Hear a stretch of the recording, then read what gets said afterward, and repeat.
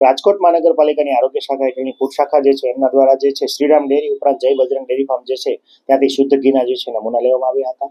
આ ઉપરાંત જોવા જઈએ તો પંગત રેસ્ટોરન્ટ અને Payal Punjabi food parcel point જે છે એમને પણ ત્યાંથી જે પનીરના નમૂના લેવામાં આવ્યા હતા.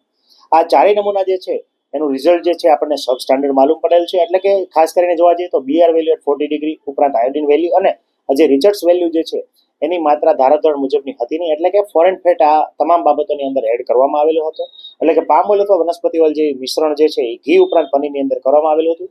તો આ નમૂનો જે છે નિયત ધારાધોરણ મુજબ ન હોય, સબ સ્ટાન્ડર્ડ ડિક્લેર થયેલો છે. એમાં હાલ જે છે અત્યારે આ ચારેય પેઢી જે છે એમને આપણે 1 મહિનાની એજ્યુડિકેશનની કાર્યવાહી અર્થેની નોટિસ પાઠવવામાં આવી છે. આ ઉપરાંત 1 માસ બાદ આપણે એજ્યુડિકેશન કેસ ફાઇલ કરીશું અને માનનીય આરએસી સાહેબની કોર્ટને માં જે છે આ કેસ પ્રસ્થાપિત કરવામાં આવશે. બેઝિકલી આપણે જોવા જઈએ તો પનીર જે છે પ્રોટીનના ગુડ સોર્સ તરીકે આપણે શુદ્ધ પનીર ખાતા હોય છે. આ ઉપરાંત શુદ્ધ ઘી જે છે એમાં ગુડ કોલેસ્ટ્રોલ એટલે કે સારો કોલેસ્ટ્રોલ અથવા સારો ફેટ માટે જે છે આપણે એનું સેવન કરતા હોય છે.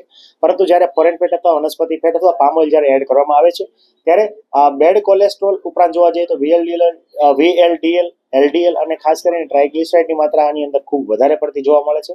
સમયાંતરે આવું લાંબા ગાળાનું ઘી અને પનીરનું સેવન કરવામાં આવે તો મેદસ્વીતાનું પ્રમાણ ખૂબ વધી શકે છે અને મેદસ્વીતાના પરિણામે ઘણી વખત હોર્મોનલ ડિઝીઝ વિવિધ પ્રકારના થવાની શક્યતા છે. સાથે સાથે જોવા જઈએ તો ડાયાબિટીસ, હાઇપરટેન્શન, હૃદયની નળીઓ બ્લોક થવી ઉપરાંત હૃદયરોગના હુમલા આવવા વગેરે બીમારીઓને આપણે લાંબા ગાળે નોંધી શકીએ. ખાસ કરીને જે છે પાયલ ડેરીની અંદર જે છે એમને ફોરેન ફેટની હાજરી એટલે કે ફેટમાંથી બનાવેલું પનીર છે માલુમ પડેલ છે.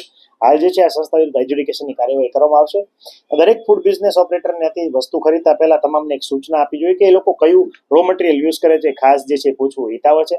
ખાસ કરીને પનીરમાં પણ જો એ લોકો ફેટયુક્ત પનીર જે છે અથવા ચરબીમાંથી બનાવેલું પનીર વપરાશમાં લેવાના હોય તો એમને ખાસ કરીને એનાલોગ પનીર એવું લેબલ લગાવવું ખૂબ જરૂરી છે. આ ઉપરાંત એની કેલરી વેલ્યુ અને વપરાશમાં લેવામાં આવતી કોઈ પણ પ્રોડક્ટ જે છે એનું FSSAI માન્ય સંસ્થા છે કે કેમ એ પણ વેરિફિકેશન છે સામાન્ય ગ્રાહક તરીકે આપણે કરવાની ફરજ છે. આવી ડ્રાઈવ જે છે આપણે સમયાંતરે આપણે રેગ્યુલરલી આ રીતે કરતા આવ્યા છીએ અને હજી પણ આ કાર્યવાહી છે આપણે કરતા રહીશું.